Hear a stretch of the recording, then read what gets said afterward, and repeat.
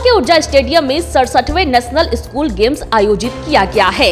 Deputy CM Tejashwi Yadav ने games का उद्घाटन किया। नेशनल स्कूल गेम्स में कुल 33 टीम ने हिस्सा लिया है। खेल विभाग के मंत्री जितेंद्र राय भी वहां मौजूद रहे।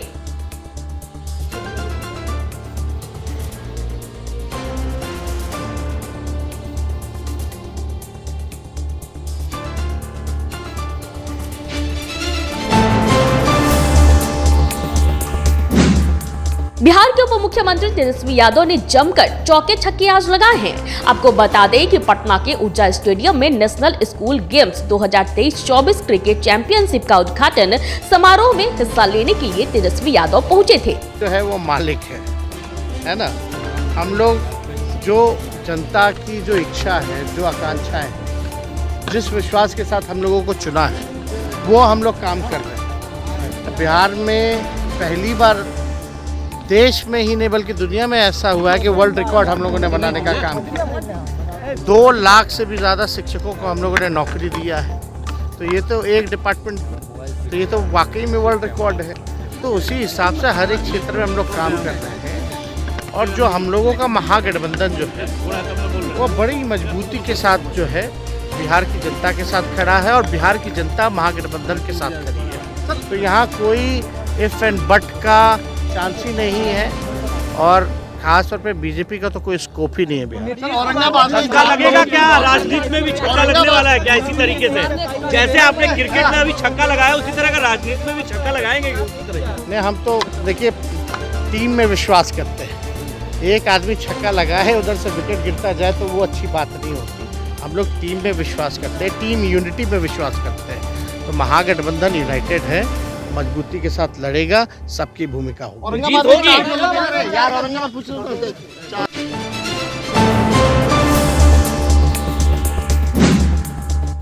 अयोध्या में प्रभु श्री राम के प्राण प्रतिष्ठा को लेकर पटना में कीर्तन और दीपोत्सव कार्यक्रम के लिए रथ रवाना किया गया। प्रदेश अध्यक्ष सम्राट चौधरी, नितिन नवीन, रामकृपाल यादव समेत कई नेता इस दौरान मौजूद रहे।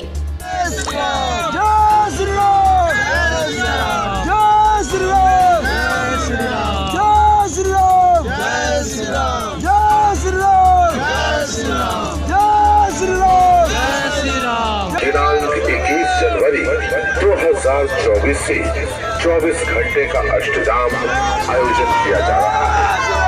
22 जनवरी 2024 को दोपहर में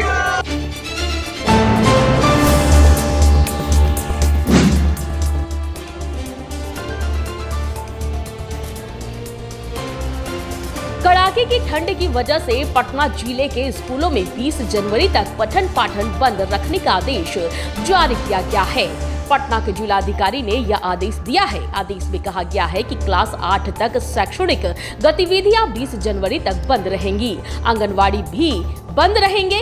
इसके पहले 16 जनवरी तक 8वीं तक के स्कूल को बंद रखने का आदेश जारी किया गया था।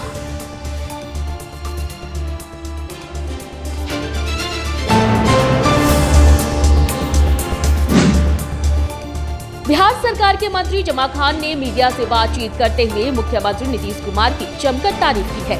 इस दौरान उन्होंने बिहार के पूर्व मुख्यमंत्री जीतन राम मांझी को मुंह मियां मिट्ठू कहते हुए कहा कि मकर संक्रांति के बाद यानी कि अब भी बिहार में कोई राजनीतिक खेला नहीं होने जा रहा है।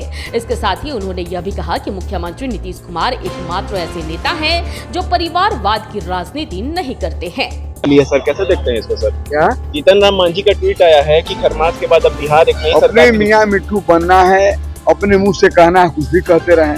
मैं अपने मुंह से कहूँ, कुछ भी कहूँ। जनता की आवाज क्या है, जनता क्या कर रही है, आप ज्यादा कोई नहीं जानता। हम सब लोग मीडिया के साथी, आप सब लोग जानते हैं। आज हमारे नेता ने जो बिहार के अंदर काम किया है, देश के लोग चाहते हैं कि नेता ये आगे बढ़े और देश में भी काम करें, क्योंकि ये पहले देश के नेता है। हमें लगता है कि जिन्होंने कभी भी न परिवारवाद किया है, न जातिवाद किया, न धर्मवाद किया। उन्होंने हमेशा मानवता नैतिकता को देखते हुए, भाईचारा मोहब्बत को देखते हुए विकास किया है। इसलिए मुझे उम्मीद है, पूरा भरोसा है, हमारे नेता जब आगे बढ़ेंगे, अगर दिल्ली पहुंचेंगे, निश्चित तौर पर आने वाले दिनों में देश में परिवर्तन होगा। जब देश में परिवर्तन होगा तो अमन चैन शांति रहेगी और विकास भी होगा। अल्पसंख्यक समुदाय के लोगों की मीटिंग में आप पहुंचे थे, क्या लगता है कि मुसलमान नीतीश को ज्यादा यकीन करता है या मुसलमान ने ये सोच लिया कि नीतीश को पीएम बनाना है? इस तरह की रणनीति आप लोग बना रहे हैं? देखिए मेरे भाई, बिहार के ही नहीं, मुझे लगता है देश के कई कोने में मुझे जाने का मौका मिला है। वहाँ का सबकी पुकार है कि नेता नीतीश कुमार जी वो आगे बढ़ें। जिन्होंने जो बिहार के अंदर 18 साल जो उन्होंने काम किया है, वो काम में उन्होंने दिखाने का काम किया कि हर क्षेत्र में काम तो किया ही किया है, काम के साथ साथ भाईचारा मोहब्बत पे बराबर निगाह रखी है और भाईचारा मोहब्बत के साथ साथ भाईचारा बनाकर विकास भी हुआ है। आज जो माइनॉरिटी की आप बात कर, निश्चित तौर पर बिहार के अंदर जो माइनॉरिटी में उन्होंने काम किया है, जो आपके सामने आकर आप छिपा हुआ नहीं है। जो बिहार के अंदर या स्कूल का मामला रहा हो, कोचिंग का मामला रहा हो, या मन चैन शांति का मामला रहा हो, कब्रिस्तान का मामला रहा हो, जो भी हमारे संबंधित है उस पर उन्होंने बराबर नजर रखी है और उसका विकास भी हुआ और हम सबका सम्मान भी रहा है। बिहार के अंदर उन्होंने इस बात का ध्यान रखा कि हर समाज के लोग अमन चैन शांति से रहें, भाईचारा बनाकर रहें। उन्होंने हर क्षेत्र में विकास किया है। विकास के साथ साथ भाई आपके द्वारा मुझे जानकारी हुई, इस पर हम लोग डीएम साहब से भी बात किए, एसपी साहब से भी बात किए, सीएम हाउस से भी फोन किया। निश्चित तौर पर कार्रवाई की जाएगी। जो गलत होगा आपसे छिपा हुआ नहीं है। बिहार के अंदर देखिए, हमेशा हम लोग कहते हैं, साहब भी कहते हैं, हमारे नेता कहते हैं कुछ लोग गड़बड़ हैं, अभी भी गड़बड़ हैं, गड़बड़ियां रहती है कहीं ना कहीं, लेकिन गड़बड़ करने वाले ये आपको ध्यान रखना है वो बचे न पाए। आपने देखा होगा बिहार के अंदर जो भी गड़बड़ किया है, जांच हुई है, जांच के मुताबिक जो पाया गया है उसको कोई किसी समाज का हो, किसी बड़े नेता के घर का हो, अधिकारी घर का हो, बचता नहीं। आप भी जानते हैं और सब बिहार प्रदेश जानता है। मैं विश्वास दिलाना चाहता हूँ कि जल्द से जल्द क्लियर हो जाएगा। जो गलत करेगा वो बचेगा नहीं, ये विश्वास आपको दिलाना चाहता हूँ। Thank you.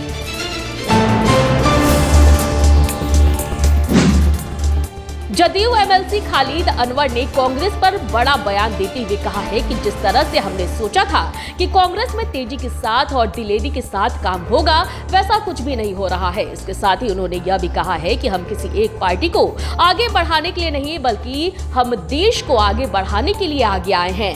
इसके साथ ही इंडिया गठबंधन में उन्होंने सीट शेयरिंग को लेकर कहा कि जदयू 17 सीटों की मांग कर रही है। देखिए, हमारे नेता नीतीश कुमार जी ने जून में ही विपक्षी एकता की मीटिंग की बिहार के अंदर, और उसी वक्त से ये बात कही जा रही है कि अगर भारतीय जनता पार्टी की नीतियों से देश को मुक्ति दिलानी है तो सब लोगों को मिलजुल करके काम करना पड़ेगा। लेकिन भारत की जो ग्रांड ओल्ड पार्टी है कांग्रेस पार्टी, कभी इलेक्शन और कभी किसी तरह की चीजें आई और देर होता गया, और अभी तक मामला यहां तक पहुंचा हुआ है कि सीट शेयरिंग पे मामला फंसा हुआ है।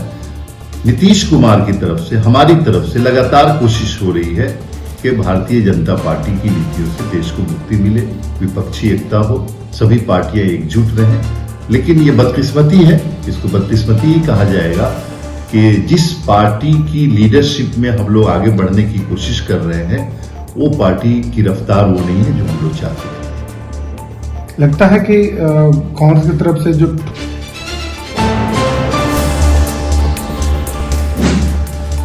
रामचंद्र कह गए, सिया से ऐसा कलयुग आएगा, हंस चुनेगा दाना तिनका, कौवा मोती खाएगा। ये कहावत आज राजद कार्यालय में जनता दरबार में बिहार सरकार के संसाधन मंत्री सुरेंद्र राम ने कही है। भाजपा और नरेंद्र मोदी के बारे में इसके पहले भी सुरेंद्र राम ने अक्षत को लेकर कहा था कि अक्षत बांटकर देश में उसके जरिए आग लगाया जा रहा है। आज भी भाजपा को और एनडीए के लिए एक और विवादित बयान उन्होंने दे दिया है। उन्होंने कहा है कि अब इन लोगों का राम नाम सत्य होने वाला है। कुछ भूमि विवाद ये अन्य मामले जो हैं ये आए हैं, जिसको हम लोग सुने हैं और सुन करके संबंधित विभाग के यहाँ हम लोग उनके पदाधिकारी को हम लोग भेज दिए हैं। ये ऐसे ही मामले आज आए हैं। तो बिहार में लगातार भाजपा के द्वारा कहा यह जा रहा है कि महागठबंधन की स्थिति ठीक नहीं है। लगातार जो आप लोग सीट शेयरिंग को लेकर के आपस में बयानबाजी कर रहे हैं। नहीं, ऐसा कहीं कुछ नहीं है। सीट शेयरिंग का कहीं कुछ मामला मसला उस तरह का नहीं है। ये हमारे ऊपरी स्तर से हमारे नेता जो हैं, हमारे पार्टी के जो शीर्ष नेता हैं, माननीय नेता हैं, वो सारे मामले को देख रहे हैं। ऐसा कहीं कुछ मामले नहीं है। ये सारे मामले आपस में ये कहीं उलझा नहीं है। ये सारे मामले ये बंटवारा का ये सुलझ जाएगा। देरी क्यों हो रही है सीट शेयरिंग में इतना? जदयू कह रही है कि जितना जल्दी हो जाए उतना सही है। ये देरी किसके कारण हो रही है, कांग्रेस, राजद या जदयू? नहीं, देरी नहीं है। बहुत सा इस तरह का बात होता है, तो देरी कहीं कुछ नहीं है। 1, 2 चरण 3 चरण ये सब चलेगा। मामला बहुत जल्द ही ये ख़त्म हो जाएगा। ये मामला ऐसा कहीं कुछ नहीं है। अब मामला जो है जिस के लिए महागठबंधन इंडिया गठबंधन मामला बना है कि देश में जिस तरह से बेरोजगारी बढ़ा, देश में जिस तरह से महंगाई बढ़ा, देश की संपत्ति जिस तरह से बेच दिया गया, ये सारे मामले जो देश में सुलझा हुआ है, अग्निवीर के आग में नौजवानों की अरमानों को जलाया जा रहा है। तो ये केंद्र की सरकार की ये जो नीति रहा है, इस नीति के खिलाफ में पूरे देश के नौजवान, किसान, मजदूर, महिला, ये सब लोग जो है एकत्रित है और भाजपा के खिलाफ में ये जो इंडिया गठबंधन बना है, ये इंडिया गठबंधन जो है हर तरह से भाजपा को धूल चटाने में ये बिल्कुल सक्षम है। भाजपा तो कह रही है कि आप लोगों में सामंजस्य नहीं है। ममता दीदी अलग बात कर रही हैं, मायावती कह रही है वो गठबंधन में नहीं रहेंगे, अखिलेश अलग कह रहे हैं, क्या लग रहा है? ये ऐसा कहीं कुछ नहीं है। ये तो मानसिक रूप से एक तरह से लोगों को उलझन भरी बात को संदेश देना जनता को चाह रही है, लेकिन जनता सब बात को जानती है कि आप जो है ना मामा मारीच की तरह जो आप रंग बदल रहे हैं।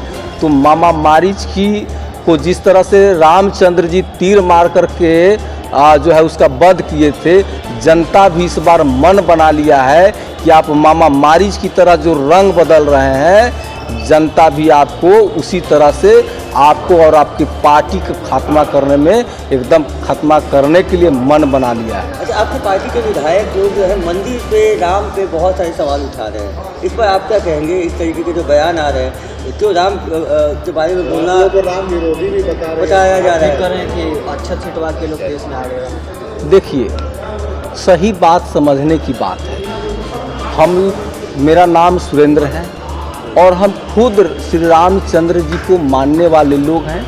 हम रामचंद्र जी को अपना आदर्श मानते हैं, तभी तो अपने नाम के साथ श्री रामचंद्र जी के नाम को जोड़ करके चलते हैं। और जो लोग सनातन धर्म को ख़त्म करना चाहते हैं, वो सनातन धर्म का विरोधी कोई पार्टी है तो वो भाजपा पार्टी है। आप जिनको सनातन धर्म की जिम्मा दिया गया है, तो आप देख रहे होंगे कि जितना जो हमारे शंकराचार्य हैं, शंकराचार्य ने ये विरोध किया। आखिर क्यों शंकराचार्य इनको विरोध करना चाह रहे हैं? इसीलिए रामचंद्र जी कह गए सिया से कि ऐसा कलयुग आएगा कि हंस चुनेगा दाना और कौआ मोती खाएगा। तो जिनको जो है धर्म की जिम्मेवारी दिया गया था, उनको आप साइड करके आप जो है ना आप क्या कर रहे हैं? धर्म का प्रचार प्रसार और धर्म की जिम्मेवारी हमारे शंकराचार्य को दिया गया है। शंकराचार्य जब इस बात को बोल रहे हैं कि थोड़ा सा समय और ले करके ये सारा कार्य किया जाता, तो आप जो है ना रामचंद्र जी को राजनीति के चकियों में पीस करके और आप जो रोटी सेकना चाह रहे हैं, जनता इस बात को जान रही है कि ना तो आपकी जो है ना आपकी पूरे के पूरे जो है आपका जो है आटा गील होने वाला है, ना रोटी बनेगी ना चपाती बनेगी। चाहे कि नरेंद्र मोदी और भाजपा हंस है, कौवा है और शंकराचार्य हंस है। हम क्या कहेंगे? जनता सब समझ रही है और आप भी समझ रहे हैं, लेकिन आपको जनता इस बात को पूर्ण रूप से समझ रही है कि ये जो जिस तरह से सनातन धर्म को जो है ये लोग जो है ना जिस तरह से और श्री रामचंद्र जी को, ये सारे चीज़ को जनता समझ रही है। नीतीश कुमार को पीएम कैंडिडेट जदयू के मंत्रियों और नेताओं के द्वारा बताया जा रहा है, क्या मानना है आपका राष्ट्रीय जनता? देखिए, सबसे पहले तो इस देश को हम लोग भाजपा मुक्त करना चाहते हैं। देश में जो है एनडीए की सरकार को ख़त्म करना चाहते हैं और इंडिया की सरकार का जो इंडिया जो है बहुमत में आएगी और जो है प्रधानमंत्री उस वक्त समय आएगा तो सब तय हो जाएगा। पहले तो देश की जनता को अग्निवीर के आग से तो बचाना है। जनता तो अग्निवीर के आग में जनता नौजवानों के अरमानों को उसमें स्वाहा करना चाहती है।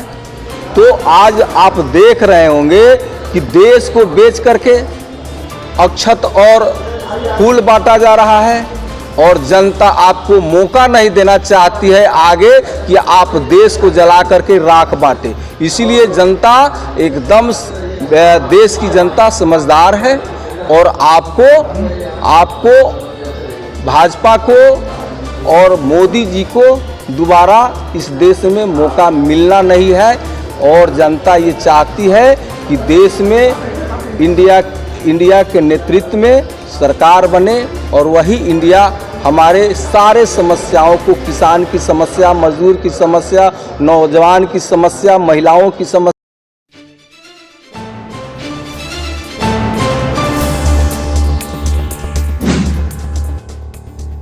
जदयू कार्यालय में बिहार सरकार के वित्त मंत्री विजय कुमार चौधरी ने प्रेस कॉन्फ्रेंस का आयोजन किया। इस दौरान उन्होंने कहा कि कभी यह खबर चलती है कि सीएम नीतीश कुमार इंडिया गठबंधन के नेताओं से नाराज हैं, तो वहीं दूसरे दिन यह खबर चलती है कि इंडिया गठबंधन में कहीं कोई नाराजगी नहीं है। वहीं इसी के साथ ही उन्होंने इंडिया गठबंधन में सीट शेयरिंग को लेकर कहा कि इंडिया गठबंधन में जितनी जल्दी सीट शेयरिंग हो जाए उतना ही अच्छा है। देखिए, सबसे बड़ी बात है कि नाराजगी की बात या कोई नाराज है ये तो आप ही लोग से हम लोग जानते हैं, फिर कल होके ये भी जानते हैं कि नाराजगी दूर हो गई। हम लोगों को तो जो पता है कि हम लोग के पार्टी में कोई न नाराज है और न किसी को तकलीफ है। ये अलग चीज होती है कि हर आदमी समझता है कि अगर राजनीति में या जो चूंकि चुनाव सामने है तो अगर चीज़ें जल्दी जल्दी तय होती जाए तो ये अच्छा है। और हमारे मुख्यमंत्री जी ने और जनता दल यू का शुरू से मानना रहा है कि सीट शेयरिंग अगर जल्दी हो जाता तो अच्छा होता। इसमें तो किसी ने नहीं कहा है कि सीट शेयरिंग में देर होने से अच्छा होता है। देखो, हम ही लोग का सोच थोड़े है, सब लोग सोचते हैं, सब लोग लगे हैं, आप ही लोग बता भी रहे हैं जो विभिन्न दलों की बातचीत चल रही है। हम इतने ही बताना चाहते हैं कि हम लोगों के गठबंधन में कोई नाराज नहीं है। गठबंधन बिल्कुल पक्का है, मुकम्मल है और आगे जो हमारे सामने चुनौतियां हैं चुनाव के रूप में, उसके मुकाबले के लिए हम लोगों की तैयारी चल रही है। एक आदमी बोलिए, एक आदमी बोलिए। भाई वीरेंद्र कह रहे हैं कि लालू यादव के आशीर्वाद से सीएम नीतीश कुमार सीएम बने।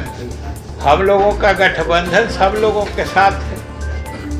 अभी हम लोग तो एनडीए में भी रहे हैं, सरकार में भी, और अभी तो लालू जी की पार्टी राजद हम लोगों के साथ है। जब प्रस्ताव आया तो नीतीश कुमार ने इनकार कर दिया था। कन्वेनर के पद, उसकी वजह यही है कि आप लोगों को जो हम लोग बताते हैं तो हम लोगों की बातों को आप लोग कम गंभीरता से सुनते हैं, इसलिए इन सब चीज़ों में आपको कोई मैंने आश्चर्य की बात दिखती है। बताइए कि हमारे मुख्यमंत्री जी और हम लोग जनता दल यू के तरफ से शुरू से कहते थे ना कि हम लोग को कोई पद नहीं चाहिए। मुख्यमंत्री जी भी बराबर कहते थे कि हमको पद नहीं चाहिए, सब लोग मिल के काम को आगे बढ़ाइए। तो आज पद का ऑफर आया तो उन्होंने कहा कि इसकी कोई आवश्यकता नहीं है। तो ये तो जो चीज़ हम लोग बोलते थे, हमारे नेता बोलते थे, उसी के अनुरूप काम हुआ। इसमें क्या आश्चर्य की बात?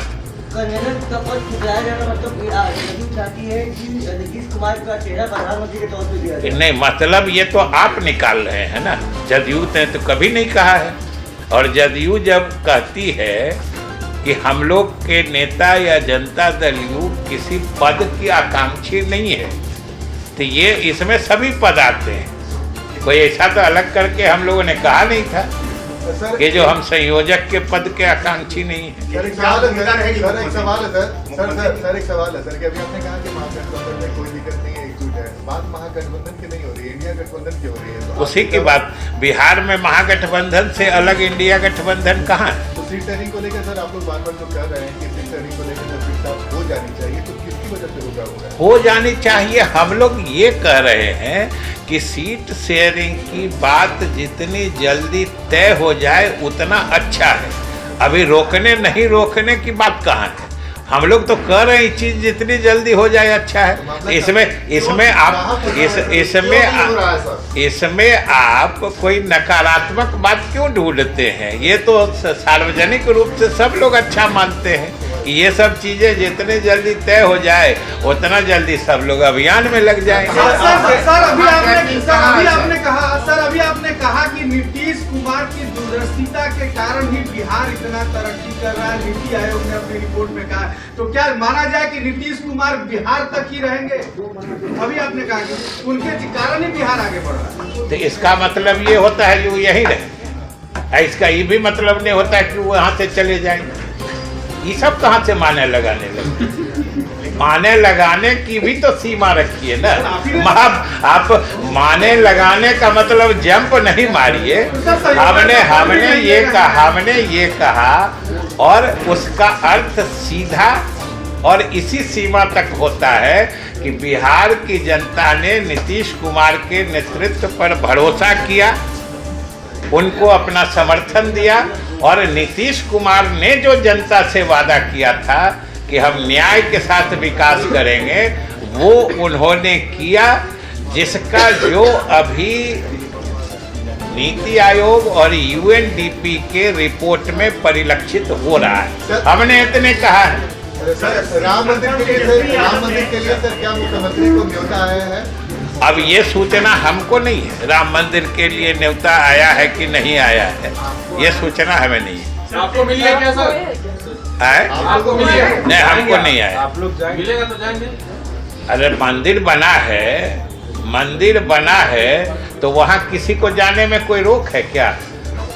आप कोई मंदिर बनता है, राम मंदिर तो हम जाते रहे, बचपन से जाते रहे हैं। आपको कौन कहा कि राम मंदिर जाना अभी ये महत्वपूर्ण हो गया है? राम मंदिर तो हम बचपन से जाते रहे हैं और राम मंदिर मेरे घर में, मेरे आवास में भी है। आप आइएगा, रामचंद्र भगवान से हम मिला देंगे। कांग्रेस ने, मंत्री जी, कांग्रेस ने ठुकराया है निमंत्रण को। कांग्रेस अब ये कांग्रेस बताएगी ना, कांग्रेस की बात जदयू से क्यों पूछते हैं? सीट शेयरिंग सर एक सवाल है, सीट शेयरिंग को लेकर जो बातें हो रही है, कांग्रेस को जिम्मेदार ठहराया जा रहा है। आपके भी कई नेता कह रहे हैं कि कांग्रेस को जितनी जल्दबाजी दिखानी चाहिए वो नहीं दिखा रही है, वो अपने कार्यक्रमों में उलझे हुए हैं, चाहे चुनाव हो या फिर तो क्या कांग्रेस को जिम्मेदार मानते हैं आप लोग इस सीट शेयरिंग में देरी की? सबसे बड़ी बात यह है कि हम लोग जो कहते हैं, आप लोग जो उसका माने घुमाते हैं, उसके कारण न कभी जिम्मेदार बनाते हैं, कभी देरी कराते हैं। हम लोग तो सिर्फ इतना ही कहते हैं कि सीट शेयरिंग भी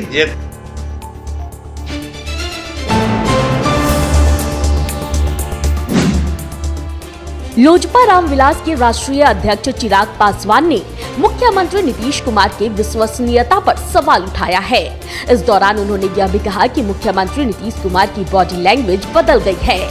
मौके पर उन्होंने तेज प्रताप यादव पर भी निशाना साधते हुए कहा कि 21वीं सदी में इस तरह की बातें करना कि भगवान श्री राम उनके सपने में आए थे और कह रहे थे कि वो 22 जनवरी को नहीं आएंगे, यह काफी हास्यास्पद है। वो नाखुश होते हैं, उनकी बॉडी लैंग्वेज परिस्थितियों के हिसाब से बदलती हैं। हमने वो दौर भी देखा जब एनडीए में रहते हुए ये इफ्तार के लिए उनके यहाँ पैदल चलकर गए थे, और आज जब वो उसी गठबंधन में हैं तब वो वहाँ पे पहुँच रहे हैं, पर बॉडी लैंग्वेज से अगर वो नाखुश दिख रहे हैं। खरमास समाप्त हो चुका है। अब पता नहीं अब आने वाले दिनों में मेरे मुख्यमंत्री जी की सोच क्या करवट लेती है, पर तकलीफ सिर्फ इसी बात की है कि आज भी मेरे मुख्यमंत्री की विश्वसनीयता इतने सवालों के घेरे पर है कि उनकी एक बॉडी लैंग्वेज, एक बदली हुई बॉडी लैंग्वेज उनके पूरी परिस्थितियों को बदलने के लिए काफ़ी है। और अगर वो पाला बदलते हैं, नहीं बदलते, मुझे नहीं पता, पर आज की तारीख में जब बिहार को मेरे मुख्यमंत्री की चिंता है तो वो सिर्फ अपनी चिंता में व्यस्त है। ये बिहार के आपको अब भी लगता है कि खरमाना के बाद जो खेला होने की संभावनाएं थी वो बरकरार है, हो सकती है कुछ? भाई कुछ भी हो सकता है। When it comes to my chief minister anything is possible sir. 22 January never say never. वो अपनी महत्वाकांक्षाओं को साधने के लिए किसी भी हद तक वो जा सकता है। 22 जनवरी को सर राम मंदिर की प्राण प्रतिष्ठा होनी है। 22 जनवरी को राम मंदिर की प्राण प्रतिष्ठा होनी है और तेज प्रताप यादव का बयान आया है कि राम जी मेरे सपने में आए थे, वो नहीं आएंगे 22 तारीख को। अब बताइए, आज की तारीख में 21वीं सदी में यकीनन ये आस्था का विषय है। राम मंदिर पूर्णतः आपकी आस्था के साथ जुड़ा हुआ है और हम सब राम भक्तों का दशकों से देखा गया सपना 22 तारीख को पूरा होने वाला है।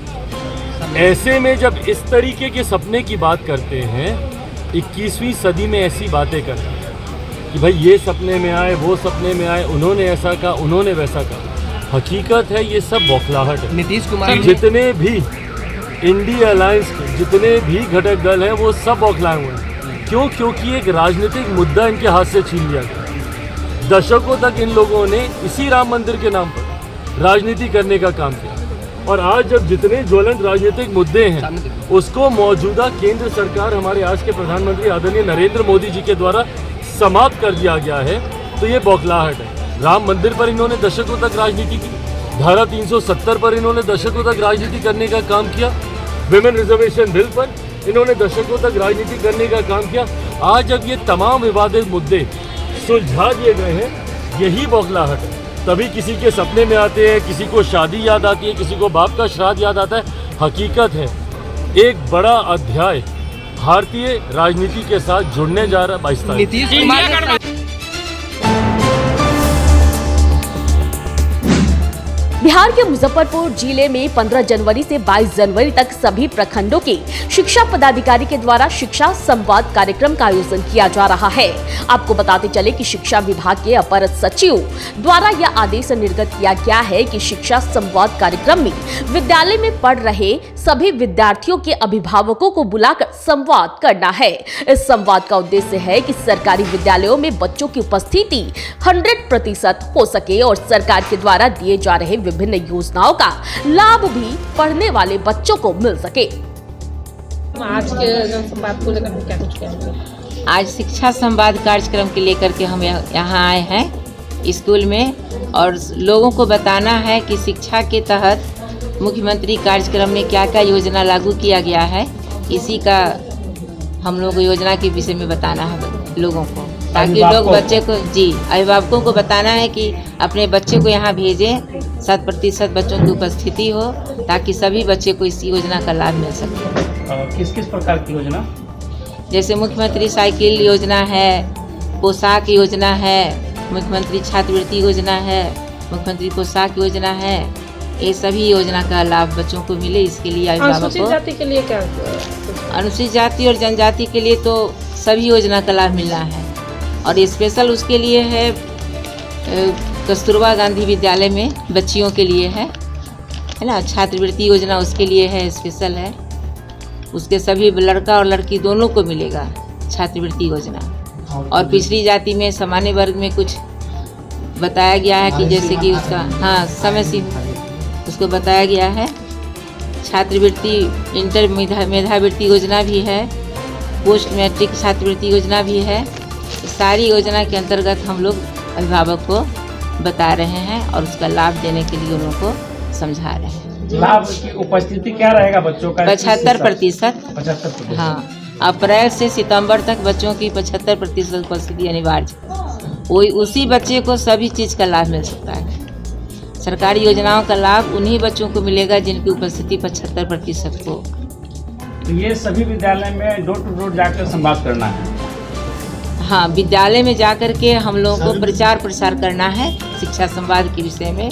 जैसे जन संवाद करते हैं उसी तरह से लोगों तक इस योजना का लाभ बताना है सबको। ऊपर से आदेश आता है प्रत्यक्ष कहाँ जाना है? आज किस विद्यालय में जन संवाद? अपर सचिव की तरफ से ही योजना का बनाया गया है, कार्यक्रम बनाया गया है जो 15 जनवरी से लेकर के 22 जनवरी तक यह योजना को लागू किया गया है ताकि पूरे पंचायत पूरे प्रखंड में इसका प्रचार प्रसार हो जाए।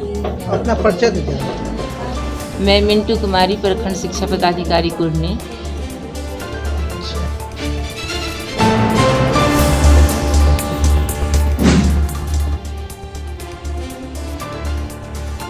झारखंड के मुख्यमंत्री हेमंत सोरेन 20 जनवरी को प्रवर्तन निदेशालय द्वारा पूछताछ के लिए तैयार हो गए हैं। भूमि घोटाला मामले में ईडी के 8वें समन के जवाब में मुख्यमंत्री ने एजेंसी को पत्र लिखकर कहा है कि वे 20 जनवरी को उनके आधिकारिक आवास पर उनका बयान दर्ज कर सकते हैं।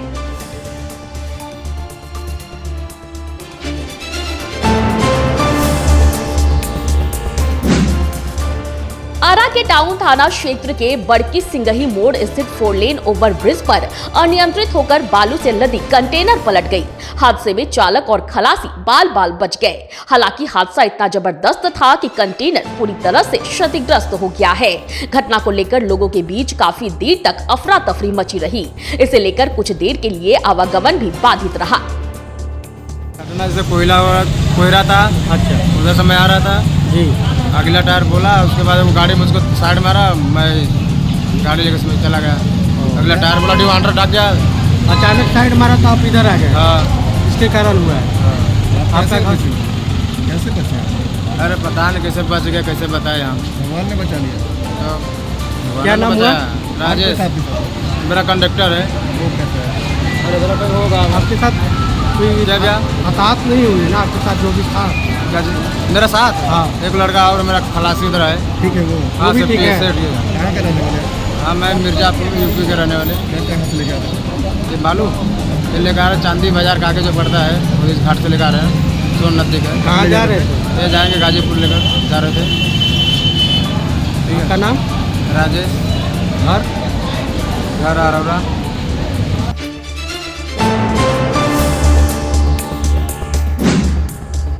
झारखंड में शीतलहर का कहर लगातार जारी है। 17 और 18 जनवरी को बारिश के आसार भी हैं। मौसम विभाग ने येलो अलर्ट वहां के लिए जारी किया है। आपको बता दें कि राज्य के न्यूनतम तापमान में गिरावट भी आई है। वहीं 19 जनवरी तक कोहरे की चपेट में रहेंगे राज्य के कई हिस्से। जी हां, वहीं मैक्लुस्कीगंज में ओस की बूंदें भी जमने लगी है।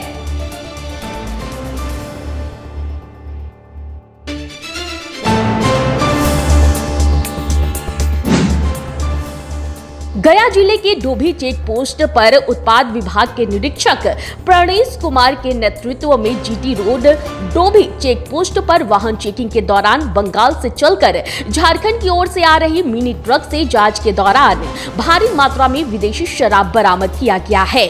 जब्त किए गए वाहन से 299 कार्टून विदेशी शराब बरामद किए गए हैं। वहीं ट्रक ड्राइवर को भी गिरफ्तार कर लिया गया है।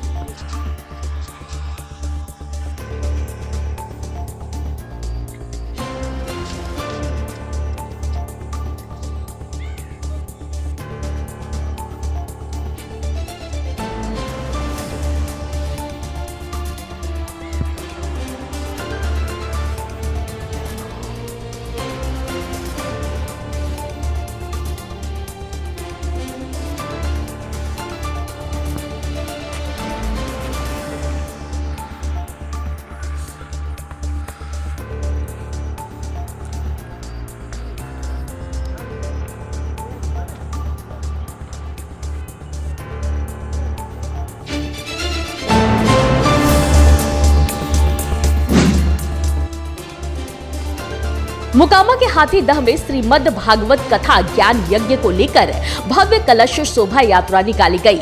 हाथीदह के महेंद्रपुर में राजेंद्र सेतु के ठीक बगल में मां गंगा के पावन तट पर अवस्थित जाला बाबा ठाकुरबाड़ी में 8 दिवसीय भागवत कथा ज्ञान यज्ञ का आयोजन किया गया है। वृंदावन से आए आचार्य वीरेंद्र शास्त्री उर्फ बाल शुक्र के नेतृत्व में गंगा से कलश में जल लेकर कन्याओं और महिला श्रद्धालुओं की एक बड़ी हुजूम कलश यात्रा में शामिल हुई।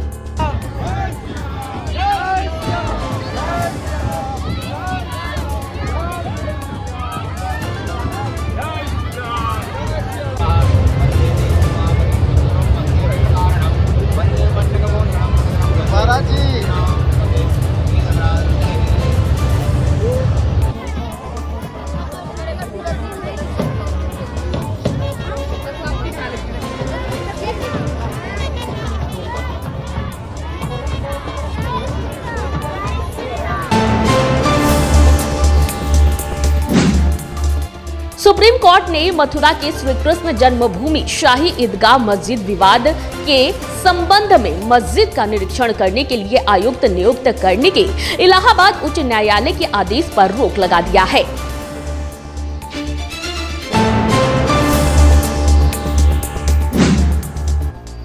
कांग्रेस सांसद राहुल गांधी ने आज भारत जोड़ो न्याय यात्रा के दौरान नागालैंड के कोहिमा में स्थानीय लोगों से मुलाकात की। भारत जोड़ो न्याय यात्रा का आज तीसरा दिन है।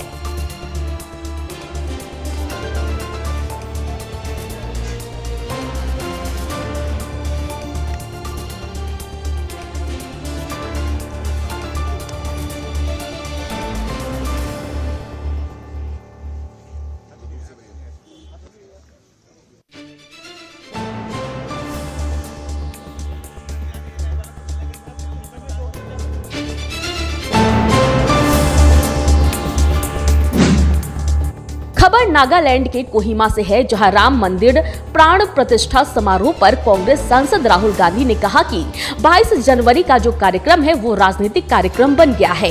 भाजपा और आरएसएस ने 22 तारीख को एक चुनावी फ्लेवर दे दिया है और इसलिए कांग्रेस अध्यक्ष ने वहां जाने से इनकार कर दिया है। जो ये राम मंदिर 22 तारीख का फंक्शन जो है, ये राजनीतिक फंक्शन बन गया है। हिंदू धर्म के जो हमारे लीडर्स हैं, जो अथॉरिटीज हैं, उन्होंने कहा है कि वो नहीं जा पाएंगे क्योंकि ये राजनीतिक फंक्शन है। आरएसएस ने, बीजेपी ने 22 तारीख को एक चुनावी flavour, election flavour, political flavour दिया। इसीलिए कांग्रेस प्रेसिडेंट ने इनकार किया वहां जाना। जहां तक धर्म की बात है, हम सब धर्मों के साथ ये कहना चाहते हैं कि जो भी जाना चाहता है जा सकता है, कांग्रेस पार्टी से जा सकता है, but we can not be party to a political function because very difficult for us when the prime minister of India and the RSS are principal opponents have captured a function and turned it into an election function.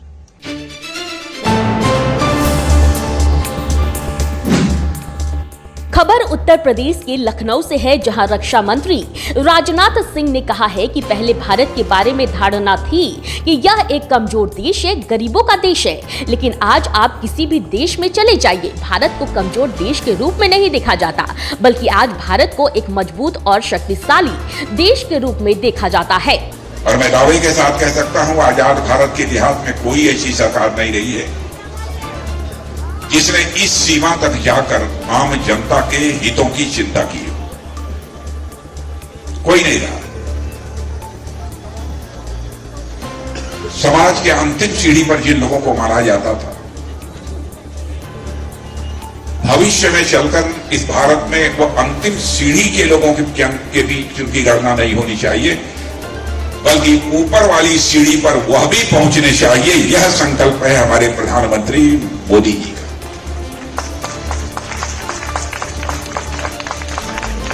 अब आप सब यहां पर बैठे हैं, मैं दावे के साथ कह सकता हूं कि एक भी ऐसा परिवार नहीं होगा जिसको कोई न कोई सरकारी योजना का लाभ न मिला। और यदि जो कहीं कुछ लोग छूट तो नहीं गए हैं, इसकी भी चिंता प्रधानमंत्री जी को बराबर सताती रहती है। और जब भी कैबिनेट की बैठक होती है तो हम लोगों से भी कहते हैं कि आप लोग अपने संसदीय निर्वाचन क्षेत्रों में जाकर ये देखिए कि कोई भी परिवार छूटना नहीं चाहिए, जिसको जो लाभ मिलने की जरूरत है और जो उस लाभ प्राप्त करने के योग्य हैं, उनको उसका लाभ न प्राप्त। यह देश का प्रधानमंत्री और 140 करोड़ भारतवासियों की चिंता कर रहा है। यह कोई छोटी बात नहीं है। और आप लोगों को शायद जानकारी नहीं होगी, भारत को पहले सारी दुनिया में कमजोर भारत माना जाता था, कि कहा जाता था कि भारत यह गरीबों का देश है, बेरोजगार नौजवानों का देश है। हमारे और आपके भारत के बारे में सारी दुनिया में यह धारणा बनी हुई थी। लेकिन आज दुनिया के किसी भी देश में चले जाइए बहने भाइयों, आज भारत को दुनिया का कोई व्यक्ति कमजोर भारत नहीं मानता है, दुर्बल भारत नहीं मानता है, बल्कि भारत को दुनिया का एक मजबूत और ताकतवर देश मानता है।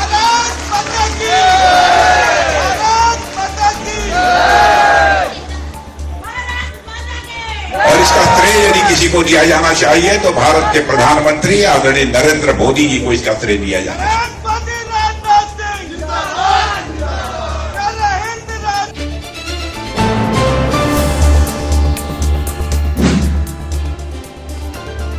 खबर तेलंगाना के हैदराबाद से सामने आई है, जहां अपने आरएसएस का छोटा रिचार्ज ट्वीट पर एआईएमआईएम प्रमुख और सांसद असदुद्दीन ओवैसी ने कहा है कि दिल्ली के मुख्यमंत्री और उनकी सरकार ने यह तय किया है कि हम मंगलवार को वे सुंदरकांड पाठ और हनुमान चालीसा पढ़वाएंगे। मैंने ये ट्वीट किया है कि आप भाजपा से कैसे अलग हैं। भाजपा, आरएसएस और आप में कोई अंतर नहीं है। आप नरेंद्र मोदी की राह पर चल रहे हैं।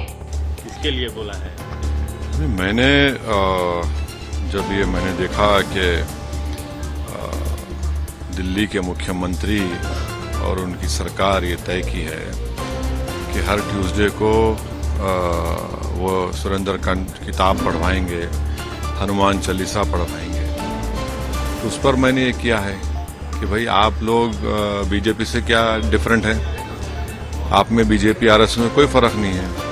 आप इनका हिपोक्रेसी देखिए कि कोई कह रहा है कि मैं सरयू नदी में चले आऊँगा, कोई कह रहा है कि राष्ट्रपति को नासिक आया जाए, कोई कह रहा है कि ये पाठ पढ़ाया जाएगा शिक्षा सेंटर में और जहाँ पर अस्पताल में पढ़ाया जाएगा। तो आप तो नरेंद्र मोदी की राह पर चल रहे हैं, जो वो कर रहे हैं आप वही करना चाह रहे हैं। तो आप में बीजेपी आरएसएस में क्या फर्क रहा है? तो मैं फिर से कह रहा हूं कि इस देश में मेजॉरिटी कम्युनिटी के वोट को कैसे हासिल किया जाए, उसका कॉम्पिटिटिव हिंदुत्व हो रहा है। और मैं इस देश के मुसलमानों से अपील कर रहा हूं कि आप लोग देखिए ये जो खेल हो रहा है इसमें क्या हो रहा है बताइए। कॉम्पिटिटिव हिंदुत्व की पॉलिटिक्स को अपनाया जा रहा है। अगर अभी भी इस देश के सेकुलर जहन रखने वाले हमारे हिंदू भाई और मुसलमान जो इसको नोटिस नहीं लेंगे तो फिर नुकसान किसका होगा? भाई आपको शिकायत मुझसे होगी, बताइए इस पर क्या बोलेंगे आप? ये जो सब तमाशे किए जा रहे हैं ये क्या है? फिर बोलिए सरयू नदी को जाएंगे, कोई बोला कि नासिक को आया जाए, कोई कहा जा रहा है कि ये पाठ पढ़ाया जाएगा, हनुमान चालीसा पढ़ाया जाएगा स्कूल्स में, अस्पतालों में। क्या हो रहा है फिर ये? क्या ये कॉम्पिटिटिव हिंदुत्व नहीं है? क्या ये मेजॉरिटी कम्युनिटी के वोट को हासिल करने की पूरी कोशिशें नहीं की जा रही हैं? फिर ये कहां पर सेकुलरिज्म दफन हो गया? सर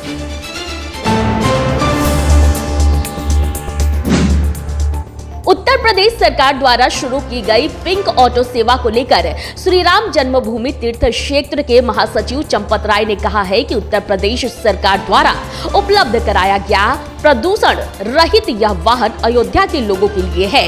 यह एक सराहनीय कदम है। परिवहन के लिए कोई भी किसी प्रकार का प्रदूषण,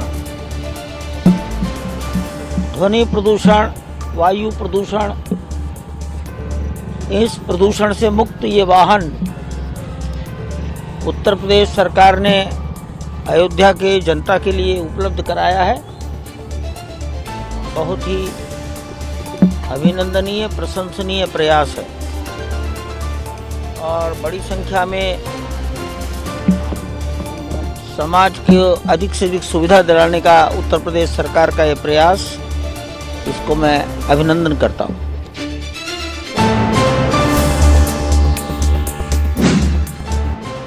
आप सांसद राघव चड्ढा ने कहा है कि 18 जनवरी को होने वाला चंडीगढ़ का मेयर चुनाव देश की राजनीति की दिशा बदलने वाला चुनाव है। यह चुनाव 2024 के चुनाव की नींव रखेगा। इस चुनाव में पहली बार इंडिया बनाम भाजपा होने जा रहा है। 18 जनवरी को होने वाला चंडीगढ़ मेयर चुनाव कोई आम चुनाव नहीं है। ये इस देश की राजनीति की तस्वीर, दशा और दिशा बदलने वाला चुनाव है। और ये चुनाव हमारा मानना है कि आने वाले 2024 के लोकसभा चुनाव की नींव रखेगा। इंडिया गठबंधन बतौर गठबंधन पहली बार चुनाव के रण के मैदान में भाजपा का सामना करने जाना है और ये चुनाव इंडिया बनाम भाजपा के पहले मैच के पहले चुनाव के नाम से जाना जाएगा। हमारा ये मानना है कि इंडिया गठबंधन पूरी मजबूती से चंडीगढ़ मेयर चुनाव लड़ेगा और एक ऐतिहासिक निर्णायक जीत दर्ज कराएगा। आप इस आम चुनाव, इस चंडीगढ़ मेयर चुनाव को कोई साधारण आम चुनाव मत मानिए। ये एक ऐसा चुनाव है जिसमें पहली बार मुकाबला सीधा इंडिया बनाम भाजपा होने जा रहा है और हमारा ये मानना है कि जीत दर्ज कराने के बाद इंडिया गठबंधन का ये जीत रूपी रथ चंडीगढ़ तक ही सीमित नहीं रहेगा। ये कश्मीर से लेकर कन्याकुमारी और मणिपुर से लेकर मुंबई तक जाएगा। जब जब टीम इंडिया का सामना देश की, दुनिया की किसी भी टीम से हुआ, हमेशा भारतवासियों ने टीम इंडिया को जिताया। हमारा ये मानना है कि 18 जनवरी के चंडीगढ़ चुनाव में भी भारतवासी एकजुट होकर इंडिया को जिताएंगे और इस चुनाव के उपरांत स्कोर कार्ड होगा इंडिया 1 भाजपा 0।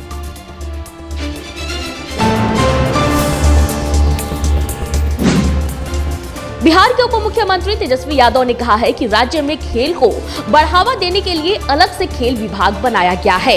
हम हर क्षेत्र में काम कर रहे हैं। बिहार के लोग प्रतिभाशाली हैं और उन्हें खेलने का मौका मिल रहा है। बिहार जो है इन सारी चीज़ों को जो है अच्छे से ऑर्गेनाइज कर पाए और सब लोग लगे हुए हैं और लगातार जो है हम लोगों की कोशिश है बिहार में खेल कूद जो है उसको हम लोग आगे बढ़ाएं। और आप सब लोग देख रहे होंगे कि कई अलग अलग राज्यों की टीमें आई हैं और खासतौर पे ये टूर्नामेंट जो होता था वो बाहर हुआ करता था, बिहार में नहीं। और ये IPSC टूर्नामेंट्स वगैरह ये हम लोग खुद जो है खेल चुके हैं पहले। पब्लिक स्कूल इंटर कॉम्पिटिशन्स वगैरह ये सब होता था, तो इस सब में काफ़ी अच्छा माहौल रहता है और स्कूल के टाइम से ही जो है टैलेंट को एक मौका मिलता है, एक प्लेटफॉर्म मिलता है बच्चों को ये अपने टैलेंट को जो है लोगों के सामने ला पाए। इससे आगे का क्रिकेट के लिए भी जो है बच्चों के लिए काफ़ी सहूलियत रहती है, लोगों के नज़र में आती है और एक अच्छा प्लेटफॉर्म है। सर स्पोर्ट्स मिनिस्ट्री भी आप बिहार में लगातार आप डेवलपमेंट हो रहे हैं? नहीं एकदम हम लोग को तो देखिए हर जगह जो है काम करना है, चाहे खेल कूद हो या पढ़ाई लिखाई हो या स्वास्थ्य व्यवस्था हो या इंफ्रास्ट्रक्चर की बातें हो या किसान की बात हो। हमारी सरकार नीतीश जी के नेतृत्व में महागठबंधन की हर एक पहलुओं को देखते हुए हर जगह हम लोग विकास कर रहे हैं। अब बिहार में जो है माहौल बन रहा है, काफी अच्छा लग रहा है। खेल को बढ़ावा देने मेडल लाएगा, नौकरी पाएगा। जो पहले कला संस्कृति विभाग में पहले जो खेल था उसको अलग करके खेल के डिपार्टमेंट को अलग कर दिया गया इसी वजह से, ताकि हम स्पोर्ट्स को जो है अच्छे से प्रायोरिटी देने का काम करें, अच्छे से सारी चीज़ें जो है देखें। बिहार के लोग इतने टैलेंटेड हैं, उन लोगों को मौका मिल रहा है देश भर के हर टीमों से खेलने का, चाहे वो स्कूल लेवल पे हो या रणजी ट्रॉफी लेवल पे हो। और जल्दी विश्वास रखिए, बिहार की जनता को इतना हम जरूर कहेंगे कि आने वाले दिनों में जब स्टेडियम का निर्माण हो जाएगा, क्योंकि अभी रणजी ट्रॉफी चल रहा है, काम शुरू हो जाएगा, तो हम लोग जल्दी ही जो है IPL टूर्नामेंट और इंटरनेशनल मैचेस, इंडिया के मैचेस भी हम लोग करेंगे। तो खैर रखने की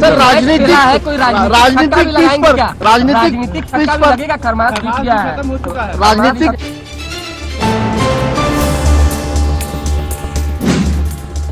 अंतर्राष्ट्रीय के खेल प्रतियोगिता के आयोजन में झारखंड नित्य नए कीर्तिमान बना रहा है।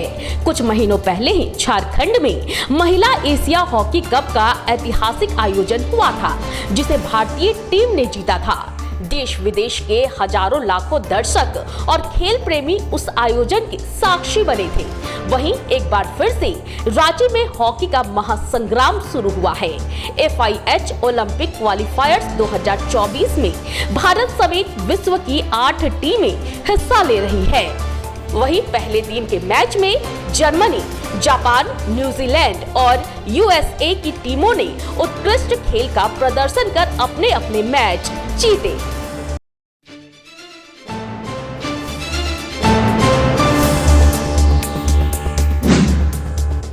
भाकपा माले के जिला सचिव ने प्रेस कॉन्फ्रेंस का आयोजन किया। इस दौरान उन्होंने कहा कि फुलवारी शरीफ के हिंदुनी गांव की 2 बच्चियों के साथ हुई दरिंदगी पूर्ण कार्य के कई अनछुए पहलुओं की भी जांच होनी चाहिए। केवल एक व्यक्ति के द्वारा 2 बच्चियों को उठाना और दुष्कर्म की घटना को अंजाम देना अविश्वसनीय है। अन्य दोषियों की पड़ताल भी आवश्यक है। घरों में शौचालय 80-90 घर में शौचालय नहीं है, तो ये पटना राजधानी के मुख्यालय से महज 15 किलोमीटर की दूरी पर फुलवारी अंचल के अंदर में ये हाल है। तो ये जाहिर करता है कि पूरे बिहार और देश के अंदर में शौचालय की क्या स्थिति होगी। तो यह भी है कि वो ये किया जाए। और हम इस संवाददाता सम्मेलन से एक और पहलू को उठाना चाहेंगे कि आप देखिए वहाँ की जो वो महिला है, जो विकलांग महिला है, 7 दिनों से पुलिस प्रशासन और अधिकारी, प्रशासन के अधिकारी जा रहे हैं। वो विकलांग है, वो चल नहीं सकती है। 7 दिनों तक में भी एक व्हील चेयर उस महिला को नहीं दिया गया। ये एक व्हील चेयर वो उसको मिलना चाहिए था कि जिस पे वो चल सके कम से कम और कुछ अपना व्यवसाय भी कर सके। इस तरह की व्यवस्था भी वो होनी चाहिए। तो हम लोगों ने ये जो जांच हम सब साथियों ने जो किया, हमें लगा कि ये मीडिया में ये बातें वो आनी चाहिए, जनता के बीच में ये बातों को पहुंचाना चाहिए। इसलिए ही आप सबको आमंत्रित किया और आप सब आए। आप सबको हमारे साथियों से और कुछ बहुत शर्मनाक घटना पिछले दिनों पटना जिला के फुलवारी अंचल में, फुलवारी क्षेत्र में वो हुई हिंदुनी गांव में, जहां 2 बच्चियों के साथ में दरिंदगीपूर्ण कार्रवाई, बलात्कार और पीट करके मार करके उनकी हत्या कर दी गई। तो पिछले दिनों हम सब लोगों ने, विभिन्न संगठन के लोगों ने उन ग्रामीणों का नेतृत्व किया। गांव से लेकर के थाने तक का घेराव हुआ। लगभग 6 से 7 घंटे तक थाना को लोग घेरे रखे। पूरा फुलवारी और पटना शहर अस्त व्यस्त हो गया। तब SSP पहुंचते हैं और वो आंदोलनकारियों से वार्ता करते हैं कि 48 घंटे का हमें समय दीजिए, 48 घंटे में हम दोषियों को शिनाख्त करेंगे और ज़रूर सज़ा मिलेगी उन्हें। तो हम लोग उसी ये में थे कि दोषी पकड़े जाएंगे और उन्हें सज़ा दी जाएगी। लेकिन अभी जो एक तथ्य सामने आया कि केवल एक दोषी की ही पहचान हो पाई है और कहा जा रहा है कि केवल एक ही दोषी है जिसकी गिरफ्तारी हो चुकी है। लेकिन सवाल ये बनता है, हम लोगों ने जब ग्रामीणों से और तमाम लोगों से जब बात किया, पीड़ित परिवार से बात किया, तो अपने आप में एक संदेह उठता है कि एक व्यक्ति 2 बच्चियों के साथ में को कैसे उठाएगा, उठा करके ले जाएगा, दुष्कर्म करेगा और फिर उनकी हत्या करेगा और फिर दूसरे जगह पर ला करके उसको फेंक देगा। ये थोड़ा आश्चर्य वाला बात है, अविश्वसनीय बात है। तो सीधा तौर पर हम प्रशासन से और जांच दल से हम पूछना चाहते हैं कि आपकी जांच में क्या जांच पूरी हो गई आपकी? जो आप कह रहे हैं कि हम लोगों ने पूरी तरह से जांच कर लिया और एक ही व्यक्ति दोषी है जिसकी गिरफ्तारी हमने कर लिया है, तो उसमें संदेह है और हमारी मांग है कि उसमें और गंभीरता से उसको जांच की ज़रूरत है। केवल एक व्यक्ति उठा के नहीं ले जा सकता है, गलत काम नहीं कर सकता है और उसकी हत्या करके एक जगह पर दोनों को नहीं फेंक सकता है।